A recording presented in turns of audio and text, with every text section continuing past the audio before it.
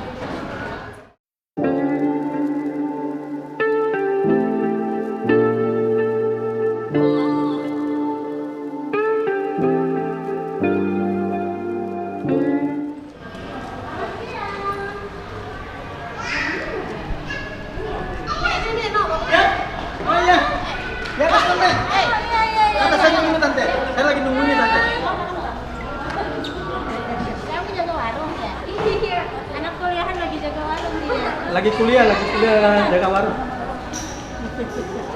Sebelah sini ya Tante. Berapa bulan yang lalu ya?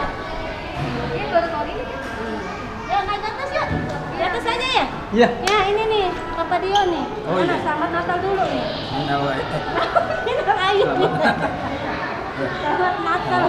Iya. Nah ini Pak Sianturi nih, Papa Dion nih. Bisa jalan? Bisa. Kelihatan jalan ya? Oh, Ya, bisa. dari sini aja dulu Tante. Saya nunggu air dulu ini. Ayo deh. Oh gitu, saya naik duluan. Iya. Bisa Bisa. lihat jalan tangga? Sini. Bisa? Ya, ntar sebelah sini ya Tante. Oh iya Belakang iya. ada warung. Oh iya. Saya tunggu ini dulu, air dulu nih. Oh iya oke. Datang apa oke. enggak? Iya oke. Siap, saya tunggu di atas ya. Iya Tante. Sebelah sini ya Tante. Iya. Kita menuju ke 102 ya. Ikutin saya.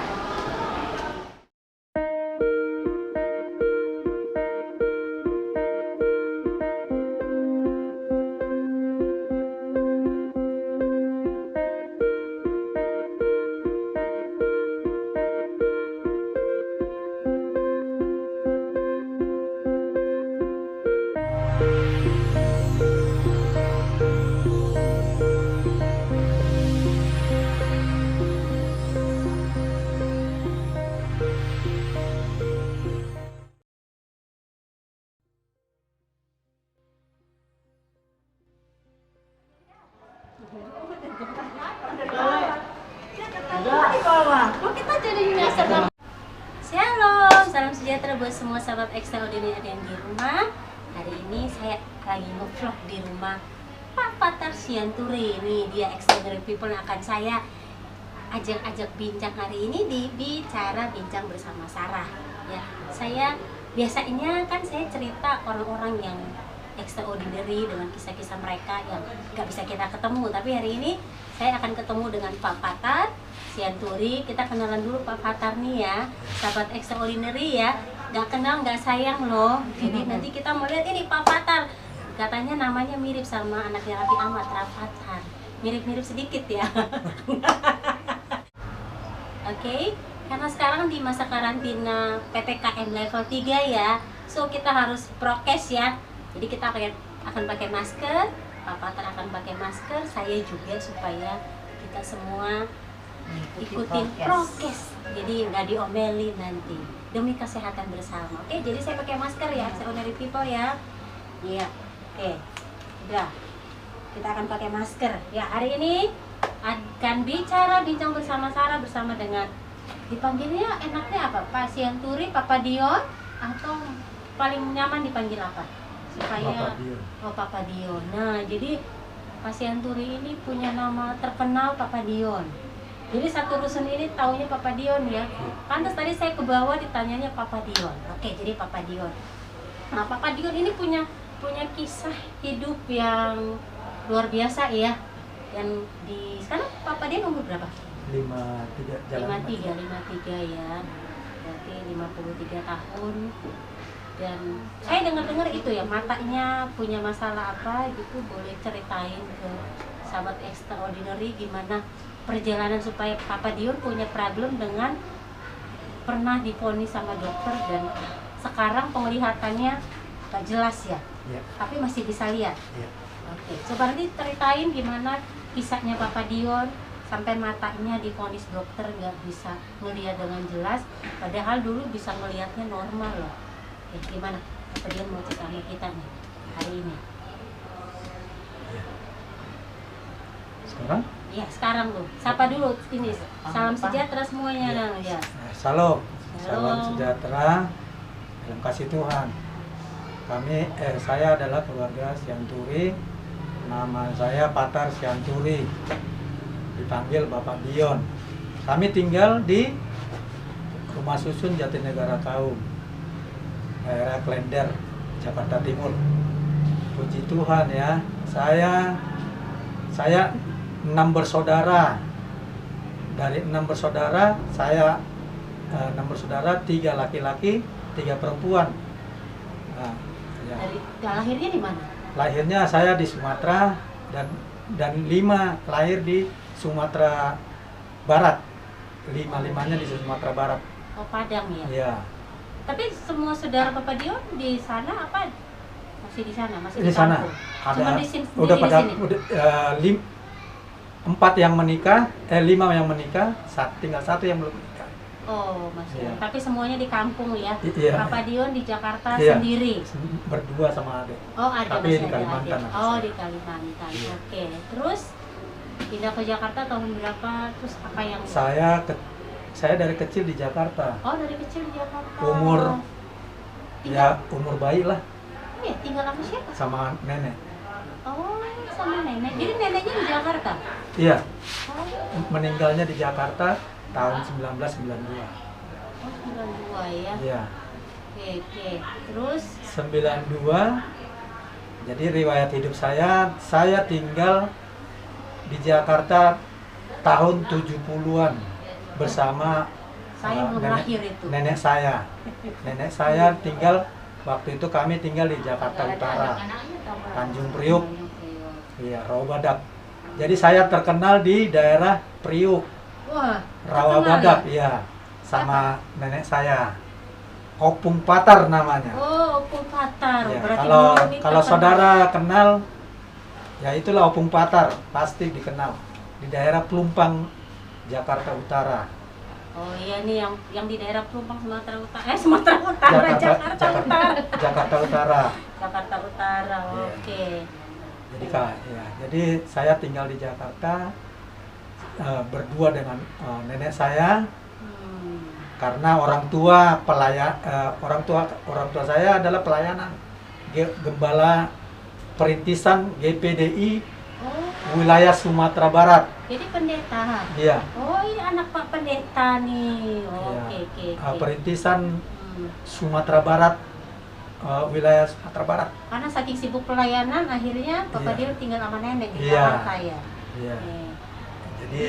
Jadi saya tinggal di Jakarta sama nenek. Jadi ya begitulah keberadaan kami di Jakarta.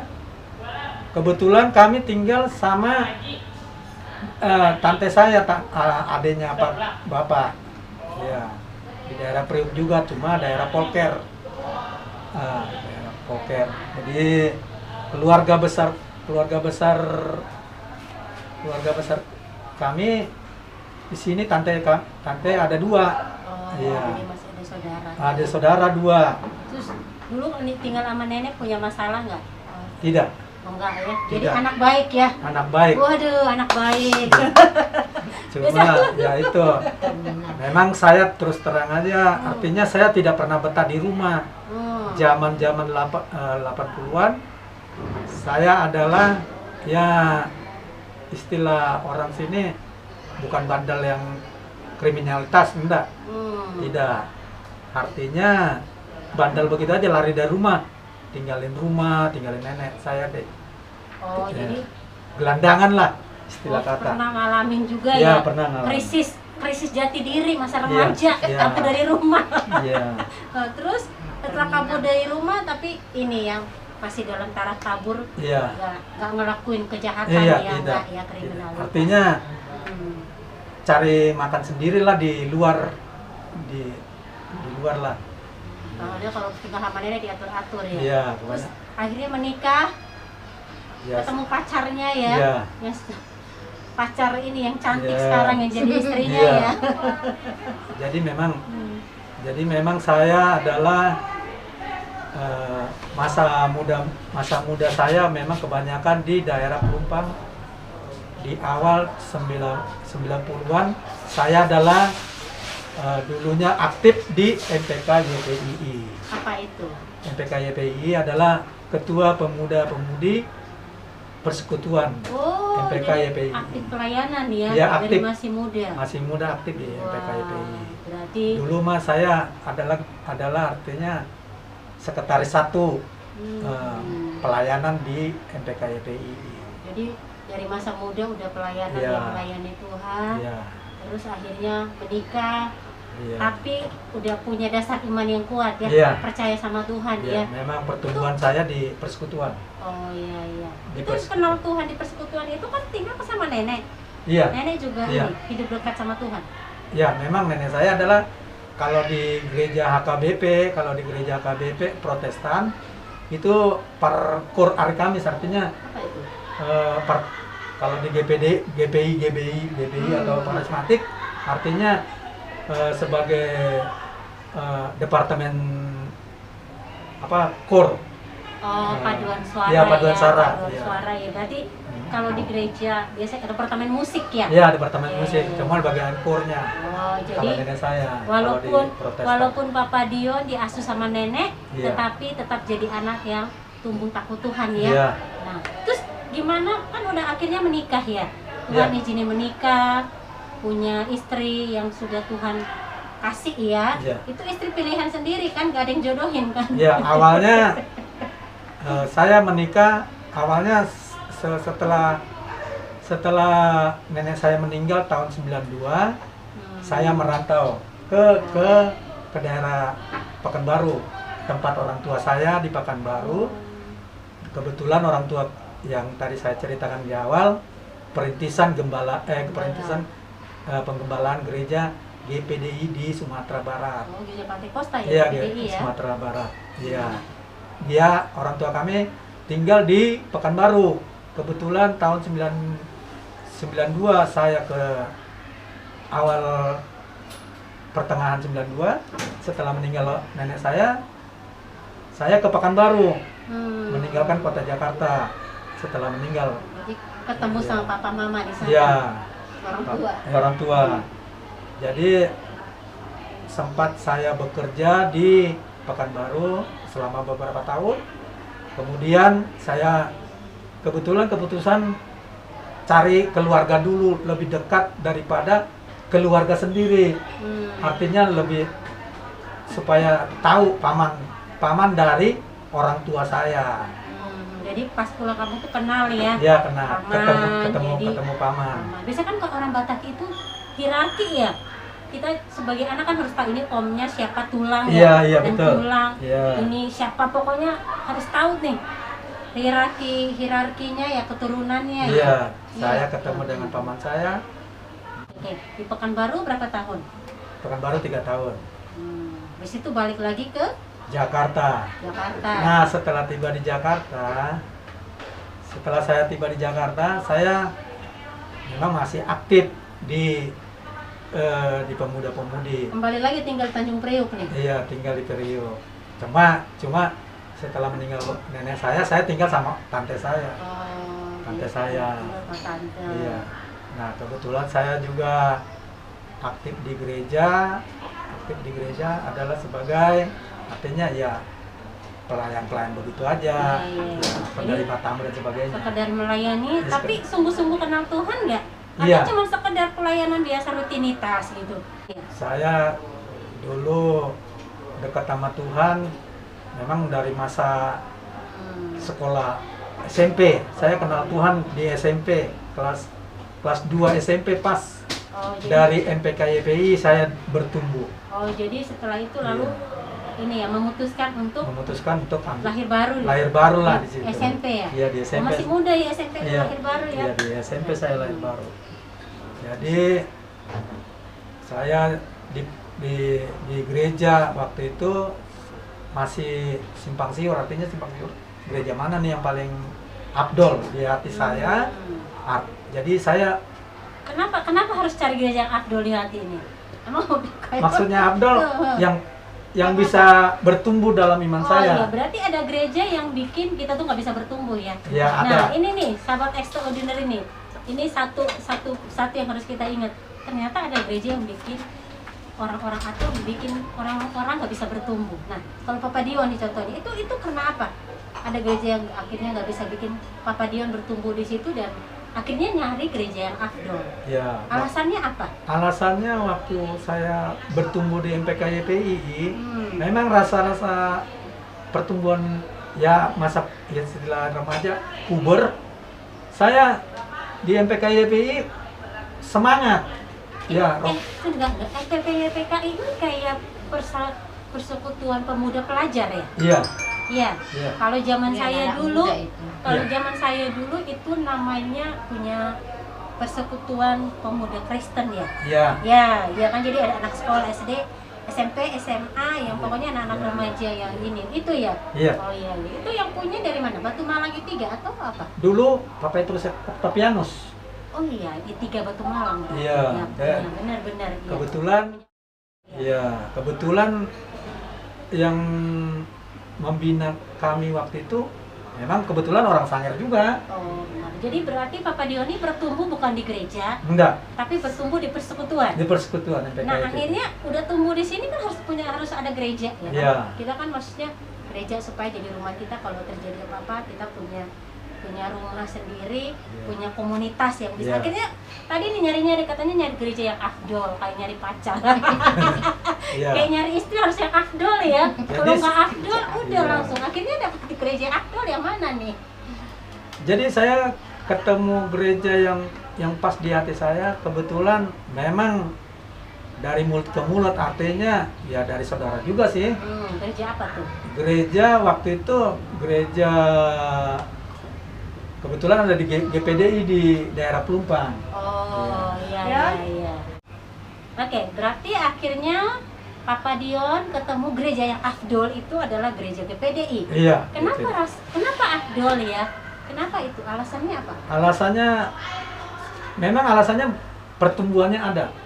Jadi gereja yang afdol itu bikin hati gimana? Maksudnya biar sahabat extraordinary juga kita bisa compare, kita bisa juga ternyata gak cuma Papa Dion, ada banyak orang juga merasa seperti itu waktu mereka di gereja, mereka nggak ngerasa nyaman atau afdol, nggak bertumbuh ya.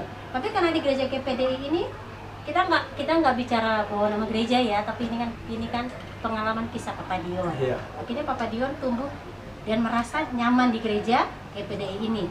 Jadi akhirnya jadi jemaat di situ. Iya. Ngerasa afdol ya. Ya terus terang aja, saya di GPDI memang bukannya bolong-bolong, artinya di mana ada gereja, persekutuan saya ikuti. Iya. Tapi persekutuan juga gereja juga harus Iya, ya. harus. Iya. Iya, saya memang ikuti. Semenjak saya bertumbuh di GPDI, memang ya semenjak nenek saya meninggal, artinya udah banyak bolong saya. Bolong apa? Bolong dalam gereja. Oh, jarang-jarang ke gereja. Jarang-jarang lah udah gereja. Tapi kalau ada teman yang ngajak, kebetulan teman, saya ikut dalam persekutuan. MPKBI masih ikut tetap. Tapi di gereja memang ya artinya saya masih terdaftar dari orang nenek saya sendiri. Oh, iya. Kalau GPDI kan hanya sebagai apa ya namanya kalau dibilang ya semangat Iya. pertumbuhan. Jadi gereja ininya ya. Iya, gereja lokalnya Gereja kan. lokalnya adalah GPDI atau enggak?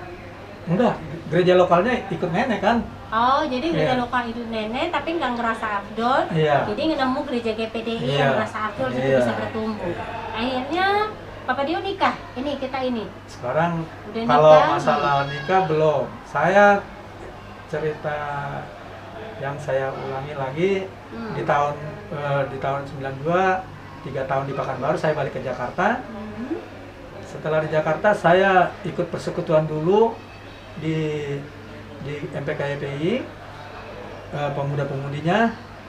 Setelah itu saya kebetulan sayalah waktu itu sebagai sekretaris 1 untuk mengadakan retreat.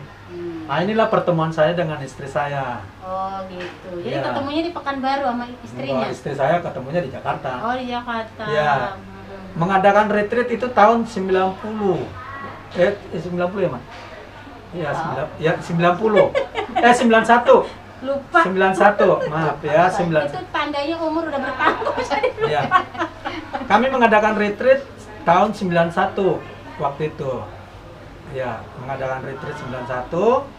Kebetulan saya pribadi mengundang gereja dari gereja waktu itu gereja sakral namanya. Ya, gereja sakral Kerajaan Allah, yaitu dari gereja Rawamangun waktu itu. Yaitu pendeta almarhum Pak Nasir Pandita. Hafal ya siapa pendetanya ya. Iya.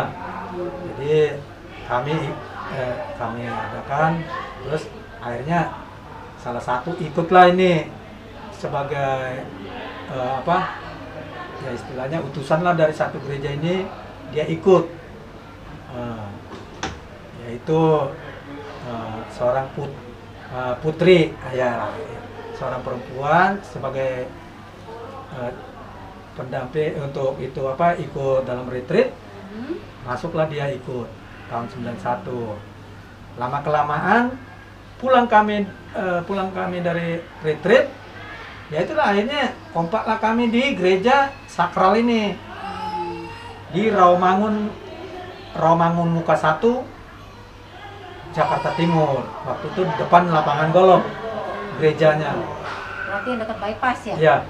Ya itu yang belakang Puri Induk. Iya. Disitulah kami jadi aktif lah saya di gereja itu.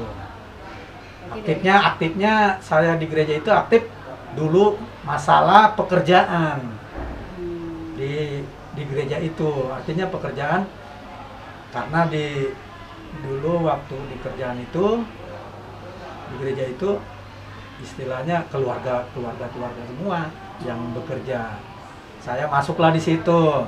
Bekerjalah saya beberapa tahun sampai tahun berapa itu, ikutlah gereja itulah aktif. Oke. So jadi setelah itu ya pokoknya Papa Dio ini dari muda sudah melayani Tuhan ya. Hidup udah dekat sama Tuhan. dan akhirnya Tuhan izinin menikah. Iya. Nah, tapi kan setelah Tuhan izinin menikah, punya anak 2. Sekarang anaknya umur berapa? Anak saya Yang pertama saya siapa dikaruniai namanya? 2 orang anak sepasang. Iya. Satu laki-laki yang umur tahun ini 26 tahun. Oke. Yang perempuan 21 tahun. 1 tahun. Iya, 21 tahun. Kami menikah di tahun 1994. Yang 4 Ya, 94. Usia kami pernikahan sekarang di tahun ini memasuki 28 tahun. Oke, 28 tahun. Iya, memasuki 28 tahun. Ini 28 tahun ya. Iya. Terus Tuhan kasih anugerah 2 anak ini kan. Iya. Dan anak-anak sekarang udah diberkati ya. Iya. Siapa? Yang kedua Olive ya. Olive. Olive lagi kuliah di Iya. mana? Anak saya, kami diberkati 2 orang anak. Anak saya 2. Ya, memang puji Tuhan ya. Anak saya dulu bekerja. Ya, artinya bekerja di perusahaan. Artinya beberapa tahun. Udah berapa kali dia pindah-pindah, artinya semenjak COVID-19 2 tahun menganggur. Sebelumnya dia kerja di Rumah Sakit Siloam. Rumah Sakit Siloam. Nah, jadi ada pengurangan dan sebagainya karena COVID. Ya, 2 tahun ini dia menganggur. Tempat COVID ya. Ya, Si karena COVID. Olive sekarang tetap Anak kuliah saya, ya. ya, anak saya yang perempuan kuliah di Universitas Penegoro Semarang. Semarang. Itu juga puji Tuhan ya, karena kesaksian anak saya sebelum kami pindah ke rumah susun ini, memang anak saya artinya bertekad kalau saya masuk negeri, Bapak, saya lanjut. Tapi kalau swasta saya tidak lanjut. Jadi dia masuk ke Universitas Diponegoro Iya. lewat apa? Lewat Jalur itu jalur mandiri. ya? Mandiri ya. Iya, jalur mandiri. Jadi dapat ini Iya, beasiswa. beasiswa ya. Iya. Puji Tuhan ya, Tuhan baik. Iya. Nah, itu kan udah anugerah yang Tuhan kasihkan buat Bapak Dio. Iya. Nah kan di tengah-tengah kisah-kisah yang istilahnya kisah-kisah yang bisa menguatkan, ada kisah yang ujian yang Tuhan kasih kan, ini sakit di matanya itu Iya. nih. Ya, nah itu gimana ceritanya sampai itu terjadi gitu loh, mata sekarang mengalami Iya. masalah kayak gitu. Ya, ya, puji Tuhan ya. Saya sebenarnya di usia muda saya, di tahun usia 32 tahun, masa saya normal, memang penyakit saya adalah kelemahan saya mata. Oh, jadi mata. Iya, sebelumnya mata. Artinya kalau menurut dokter, mata ini adalah dibilang dokter katarak. Kalau saya yang menilai, saya pribadi tidak katarak. Oke. Nah, Terus? tidak katarak. Karena gimana ya, istri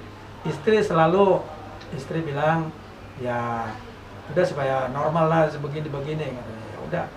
Saya bilang jangan. Saya udah berapa kali bilang jangan. Tapi ya ikuti aja lah kata hati artinya. Jadi saya ikuti kata hati, ya udah Jadi operasi lah. Jadi karena dokter bilang katarak, tapi sendiri Papa Dio ngerasa bahwa ini nggak katarak gitu. Iya. Tapi akhirnya ikut anjuran dokter. Iya. Di umur berapa operasi? Umur saya 32 tahun waktu itu kalau. Biasanya kan kalau katarak itu dilihat dulu kan dia masih muda apa udah matang baru bisa dioperasi. Iya, betul. Nah, terus Papa Dio ikutin proses-proses itu. Ya akhirnya saya ikuti proses Oke, itu dengan terus? dokter. Jadi memang saya dioperasi di tahun 2005. Operasi katarak pertama. Iya, operasi katarak pertama tahun 2005. Jadi itulah awal pertama. Mata kiri nggak nyampe sebulan, 2 bulan kembali lagi operasi kedua mata kanan. Jadi dua-dua mata dioperasi. Langsung dua mata dioperasi. Di bulan kedua. Di rumah sakit mana? Rumah Sakit Persahabatan. Oh iya, Iya. oke. Nah, terus? Jadi di Persahabatan, jadi udah dua-duanya nih dioperasi. Jadi dipuji Tuhan, ya, memang normal. Awalnya habis operasi itu mata normal. Bagus lah. Bagus. Kinclong lah ya. Kinclong. Oh iya, kinclong. Jadi memang saya ikuti terus di ini tidak lama ini. Mata ini tidak lama. Kinclong nggak lama. Nggak lama. Berapa lama? Nggak lamanya berapa lama itu? 5 tahun. 5 tahun masih 5 kinclong tahun. nih. 5 tahun kinclong. Tapi awal penyakit mata saya jadi begini, awalnya sebelumnya memang karena ada peristiwa kecil. Artinya peristiwa kecil, kejatuhan bunglon lah ke mata saya. Nah, bukan mata yang sebelah mana? Sebelah kanan. Oh, kanan. Awalnya di kanan, kejatuhan bunglon. Saya masih ingat di tahun 2008 kejatuhan bunglon ini. Kejatuhan bunglon, kebetulan istri saya kan gendong anak. Gendong anak orang. Berarti 2008 ini 3 tahun setelah operasi. Kan operasi 2005 kan? Iya. Terus? Itulah awal-awalnya. Tapi masih jatuh bunglon, masih kinclong? Masih kinclong. Oh, masih iya, kinclong. normal kinclong. Jadi itulah awal-awalnya di 2008 kejatuhan bunglon. Memang nggak sengaja istri saya kena mata saya, bulak. Langsung di hari itu juga drop lah mata saya, total tidak melihat sama sekali. Satu yang ke kanan? Iya, sebelah kanan, total. Wah, buru-buru kami ke rumah sakit. Dirawat lah di rumah sakit lah kami. Akhirnya dibawa ke rumah sakit, di laser lah di tahun itu juga. Operasi ulang lagi ini? Atau Ya, beda? tapi di laser. Saya laser beda ya? Laser. Iya. Akhirnya di laser normal. Setelah normal, ya itulah di awal 2009 jadi terbalik, sebelah kiri sekarang kena. Artinya berpengaruh dia, habis kanan ke kiri. Bisa itu menular gitu udah kayak ini. Ya pokoknya nggak tahu ya ini gimana. Iya memang kalau secara kesehatan itu kenapa tuh kata dokter? Dari kananku bisa ke kiri. Ya itu pengaruh saraf mata. Saraf mata Iya, ya. saraf mata. Artinya glukomanya naik turun dia. Oh, belum. Ya, jadi Papa dia ada gula makanya gula. Nggak ada. Nggak ada. Saya tidak ada gula. Nah, ini dia. Nah, nggak ada gula tapi ini berarti pure karena saraf, Iya. bukan karena gulanya. Biasanya Iya. kan kalau orang gula biasanya kayak glukoma kan? Iya. Nah, oke. Saya tidak berair. Hmm. Jadi memang setelah mata kiri saya akhirnya kurang. Beberapa bulan kemudian, pertengahan tahun kemudian, pernah saya memang sudah hampir buta. Udah buta memang. Buta gitu. Buta sama sekali. Nggak bisa lihat. Iya, di pertengahan tahun itu juga di tahun 2009 saya sebenarnya sudah buta total. Rasanya seperti apa kalau ngalamin? Dari lihat normal terus nggak bisa lihat kayak gitu. Hah? Perasaannya ya seperti penyakit kepala apa saya bilangnya, kayak vertigo, muter-muter dia. Karena tekanannya bolanya naik terus muter. nggak bisa lihat mana itu? Hampir lama. Kami sama istri di tahun itu juga langsung buru-buru ke rumah sakit Cipto menangani. Jadi memang istri saya sempat udah nangis-nangis nih, memang saya nggak bisa melihat, buta sama sekali di awal pertengahan perasaan itu. Papa Dion gimana? Ya memang dalam hati saya pribadi dengan istri tidak tahu ya ini tuh. Iya, ini kan Mama Dion lagi nangis. Iya. Kan yang ngerasain sakit kan Papa Dion. Rasanya Iya. seperti apa? Ya, waktu itu perasaan saya udah buta. Saya bilang sama hati saya, Tuhan, kalau mataku buta, ya udahlah, inilah kehendak-Mu yang jadi. Jadi udah pasrah ya? Iya, kehendak-Mu yang jadi. Aku serahkan ke dalam tangan-Mu Tuhan. Tetapi tuntunlah saya, beri kekuatan. Tapi masih berharap Tuhan Berharap, bisa iya. kasih kesembuhan ya? Iya. Terus? Jadi, Yang paling bikin kuat waktu itu apa?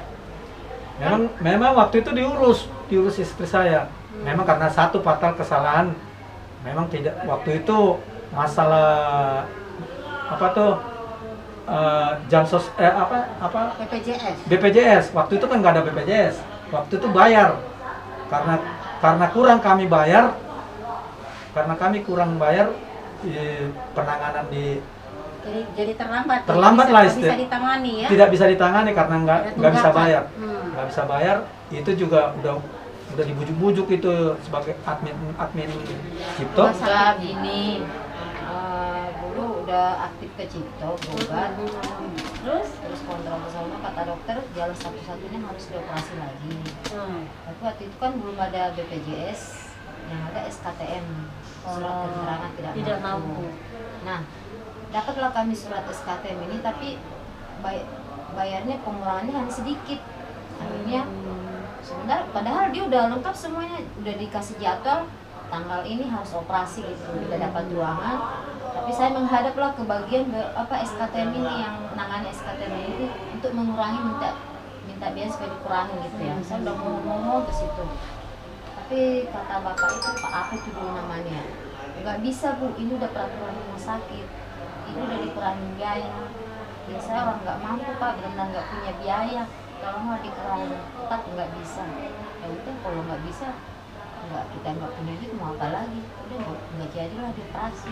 Jadi akhirnya nggak bisa ditangani. Nggak jadi. Ya udah, kami nggak pergi ke rumah sakit lagi. Terus datanglah rumah sakit nelponnya, Ibu kenapa nggak datang ke rumah sakit, kan jadwalnya hari ini. Saya jelasin lah semuanya, tapi bukannya nggak mau datang, kami sudah mohon, kami sudah tunjukkan itu surat dari dokter ke Pak yang bagian ngurus SKTM itu, tapi tetap nggak mau dikurangi katanya. Oh seperti itu ya katanya. Ya udah, berhentilah kami dari situ, udah nggak pernah ke rumah sakit lagi. Jadi di rumah aja. Jadi di rumah aja, paling kontrol biasa aja gitu. Emang lama nggak pernah ke rumah sakit. Karena udah lama nggak ke rumah sakit itu, ya akhirnya sarafnya ini lemah lah. Jadi udah nggak bisa, iya. Tambah gak berfungsi lagi, iya, di rumah tambah lemah. Terus berapa tahun kami balik ke Cipto, ke Persahabatan tetap dicek. Persahabatan udah bilang sih kayaknya udah pasrah juga dokternya.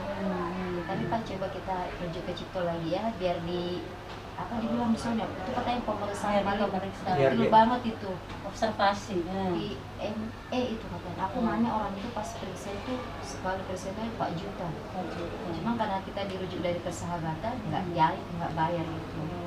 Oke, terus dokter bilang apa setelah pemeriksaan seperti itu? Setelah pemeriksaan gitu kata dokter, terus balik lagi kita ke Persahabatan ke awal.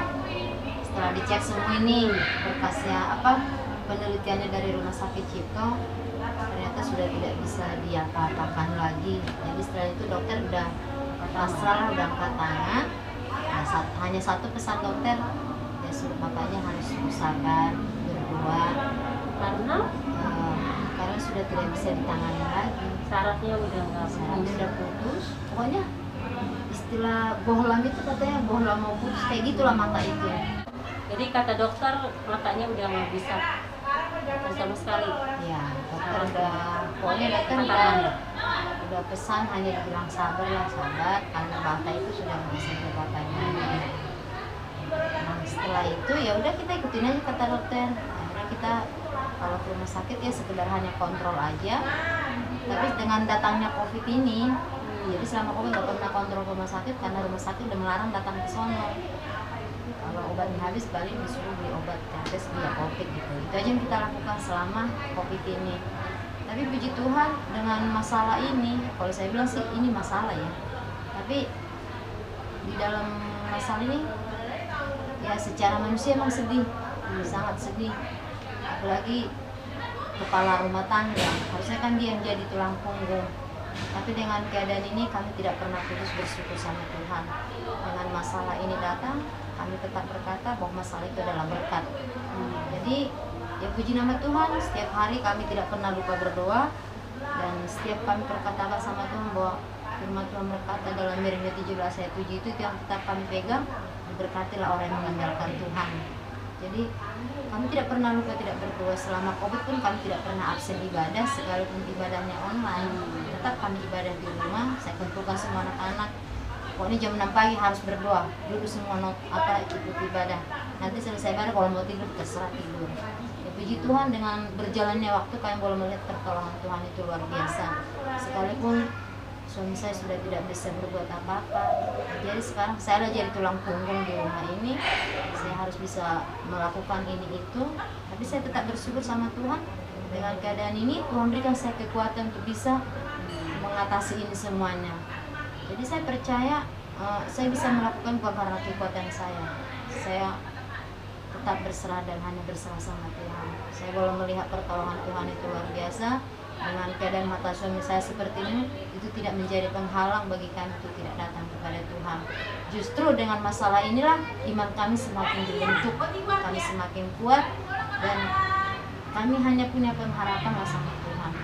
Jadi firman Tuhan itu bilang, masalah itu bukan jadi hambatan, tapi masalah itu adalah berkat. Dan puji nama Tuhan untuk masalah-masalah ini sih pasti ada lah, nggak selalu mulus gitu, nggak selalu ini, pasti ada masalah yang bisa membuat ya gimana sih, dalam rumah tangga pasti ada lah ribut kecil-kecil gitu, tapi itu nggak sampai berlarut-larut.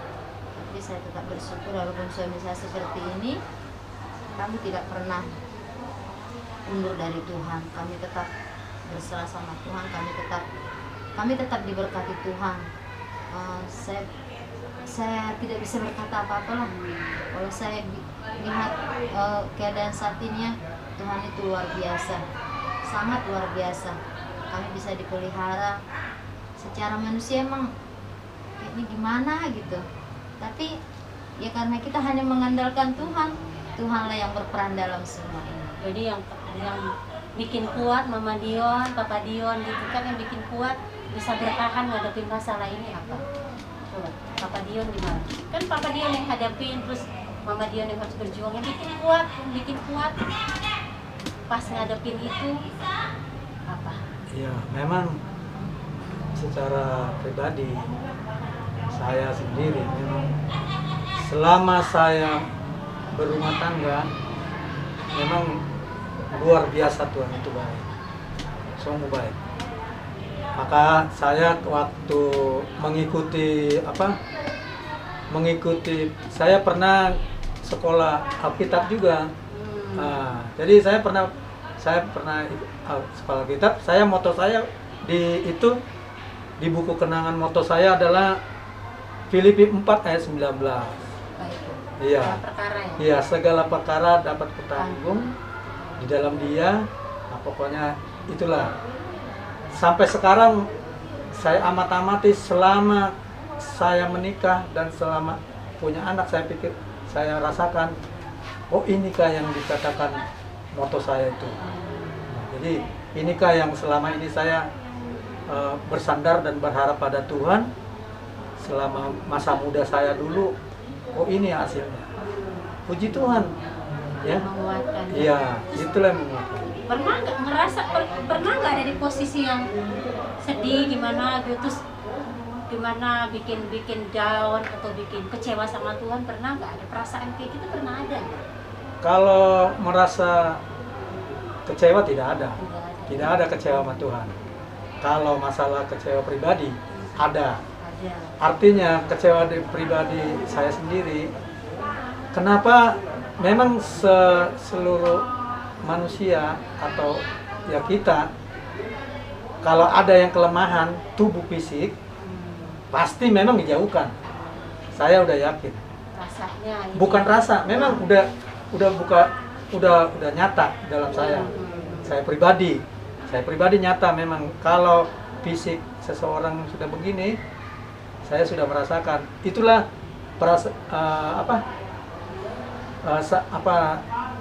hati ini tidak menerima. Jadi nggak bisa terima dengan keadaan fisik. Iya. Maksudnya yang nggak bisa terima Papa Dion nggak bisa terima atau gimana? Orang lain yang nggak bisa terima Papa Dion? Orang lain yang tidak menerima saya. Jadi rasa kayak ini iya, minder, dijauhkan. Ya? Minder. Bukan gitu. minder. Kayaknya dijauhkan sama orang sesama. lain. Iya. Itu udah pernah saya alami. Sedih gitu ya. Iya, sedih. Makanya saya kalau ke rumah keluarga, ke rumah saudara, selalu saya tanya, janganlah sampai kayak saya ini. Kalau sudah begini pasti dijauhkan sesama, pasti. Iya.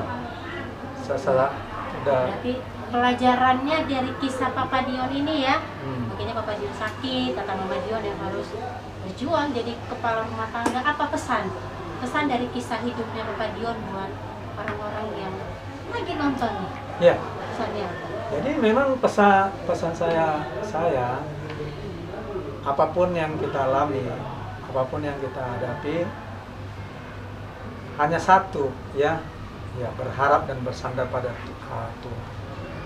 Puji Tuhan, selama 28 tahun ini, ya 28 tahun saya berumah tangga, tidak ada sama sekali kecewa sama Tuhan.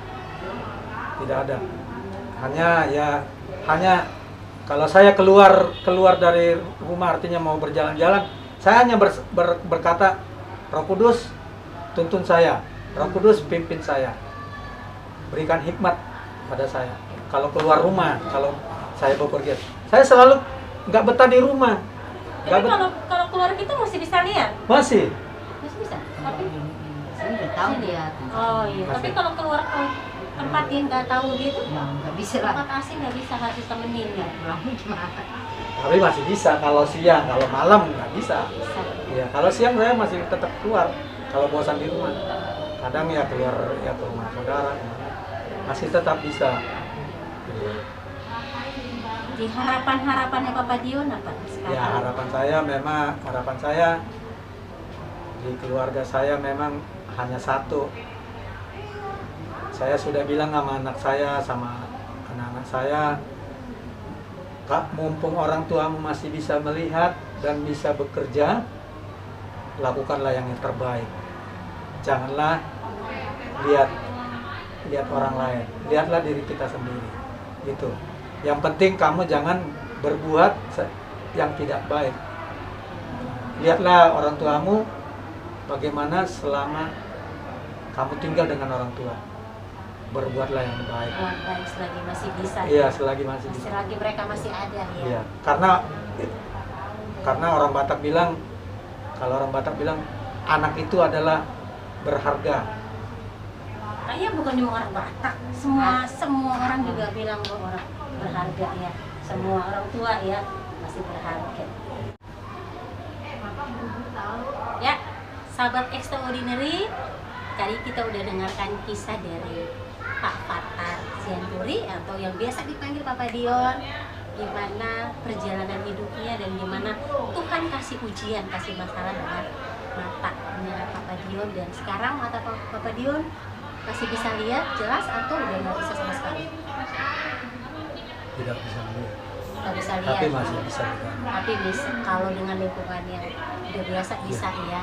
Nah, pesan terakhir buat sahabat extraordinary yang nonton Papa Dion sekarang dan juga Mama Dion dari kisah ini, apa yang mau dikasih tahu buat mereka? Ya pesan kita ya, dengan kalau kita menghadapi masalah, janganlah kita lari ke apa namanya, ke manusia, tapi larilah kita ke Tuhan, karena hanya Tuhanlah solusinya. Tuhanlah yang menjadi yang jawabannya, memberikan kita kekuatan, memberikan kita hikmat untuk menghadapi semua ini. Tanpa pertolongan Tuhan tidak bisa kita menghadapi ini. Jadi satu-satunya adalah hanya percaya sama Tuhan, tetap bersyukur, tetap berdoa, dan tetap percaya bahwa mujizat itu tetap ada. Amin. Kalau Papa Dion, pesannya Pesannya, ya pesan dari kisah Papa Dion yang alami ini apa? ya pesannya ya itulah, bersandar dan berharap pada Tuhan aja. Iya. Ya, sahabat extraordinary, kita udah dengarkan pesan Mama Dion bahwa kalau kita punya masalah jangan lari kepada manusia. Kalau Papa Dion bilang tadi dia punya ayat firman Tuhan, segala perkara dapat kutanggung dengan dia. Dan dari kisah Papa Dion di tengah-tengah keluarga Sianturi kita dikuatkan ya. Kalau Tuhan izinkan sebuah masalah, itu karena Tuhan tahu kita kuat. Kalau Tuhan izinkan sebuah masalah, itu karena Tuhan mau supaya kita semakin dekat dengan Tuhan. Dan hari ini kita belajar supaya apapun masalah kita, jangan lari kepada manusia, karena manusia sering bisa mengecewakan, tapi kalau Tuhan nggak pernah mengecewakan. Ya, kita ketemu lagi di cerita-cerita inspirasi lainnya bersama saya Sarah di. Dan hari ini biarlah kisah ini menjadi berkat buat kita semua. Tuhan Yesus memberkati. Salam extraordinary. Coba Bapak dia bilang. Salam Salam extraordinary. extraordinary. God bless you. God bless you. God bless you.